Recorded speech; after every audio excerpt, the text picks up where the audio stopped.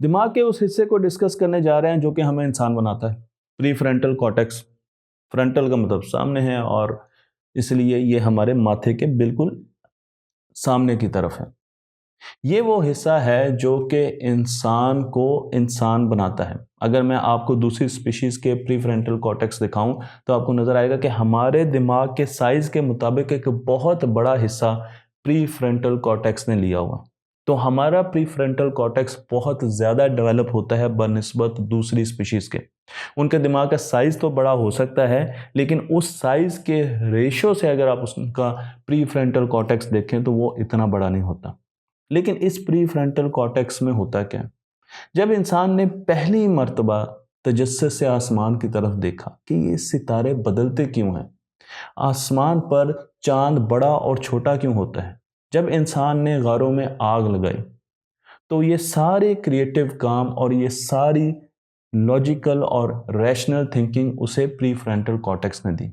ये वो ज़माना था जब उसके पास प्री फ्रंटल कॉर्टेक्स इतना मैच्योर हो चुका था कि वो सवाल पूछ रहा था, वो गारों में ड्राइंग्स बना रहा था, और आज उसी प्री फ्रंटल कॉर्टेक्स की मदद से वो सुपर कंप्यूटर बना रहा है।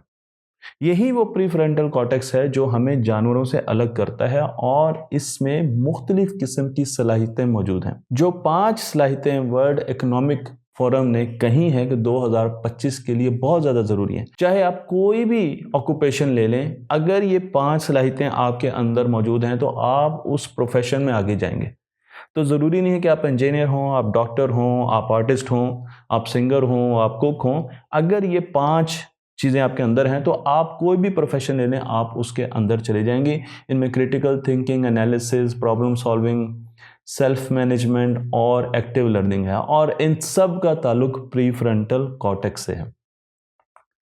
मैं आपको यह भी बता दूं कि प्री फ्रंटल कॉर्टेक्स आपको कम्प्लेक्स चीज़ों को सामना करने में आसानी देता है। जब मुश्किल चीज़ें आपके पास आती हैं तो उस वक्त आपका प्री फ्रंटल कॉर्टेक्स एक्टिव हो जाना चाहिए, और अगर वह एक्टिव नहीं हो रहा तो ये आपके लिए बहुत लम्हा फ़िक्री है। अगर आप एक मेज़ को हल करना चाहते हैं तो आपका प्री फ्रंटल कॉर्टेक्स एक्टिव हो जाना चाहिए। मसलन कुछ लोगों का प्री फ्रंटल कॉर्टेक्स वक्त पर एक्टिव नहीं हुआ और उसका नुकसान उन्हें पूरी उम्र उठाना पड़ा। क्या आप जानते हैं कि हैरी पॉटर के नावल को 12 पब्लिशर्स ने पब्लिश करने से इनकार किया? क्यों? क्योंकि उन्होंने अपने प्री फ्रंटल कॉर्टेक्स से सोचा नहीं। ये वो हिस्सा है जो आपको मुस्तकबिल में चेंजेस की तरफ लेकर जाता है।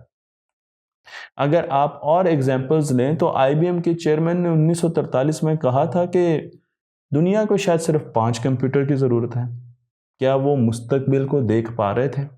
स्टीव जॉब को उनकी अपनी ही कंपनी ने निकाल दिया। इतने बड़े क्रिएटिव पर्सन को उनकी अपनी कंपनी ने निकाल दिया, तो क्या उनका बॉस प्री फ्रंटल कॉर्टेक्स से सोच रहा था?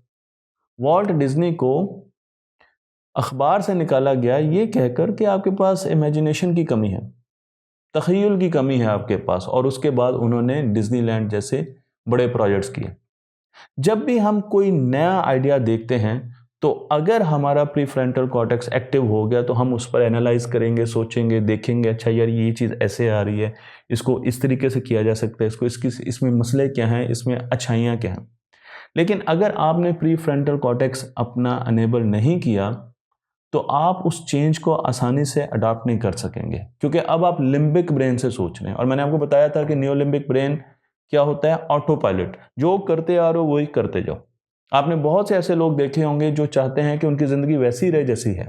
वो कोई नया एक्सपेरिमेंट नहीं करना चाहते, वो रिस्क नहीं लेना चाहते, वो हारना नहीं चाहते, वो नई राहों पर निकलना नहीं चाहते। तो इसलिए ये ज़रूरी है कि जब भी आपको नए आइडिया का सामना हो, चाहे वो कितना ही आपको फजूल लगे, चाहे वो कितना ही बचगाना लगे, आपको अपने प्रीफ्रंटल कॉर्टेक्स को एक्टिव करना चाहिए और उसके बारे में सोचना चाहिए, उसके प्रोन्स के बारे में सोचना चाहिए, उसके कॉन्स के बारे में सोचना चाहिए, फ़वाइद और नुकसान के बारे में सोचना चाहिए, और फिर आप फैसला करें कि क्या उस तरफ जाना है कि नहीं जाना है।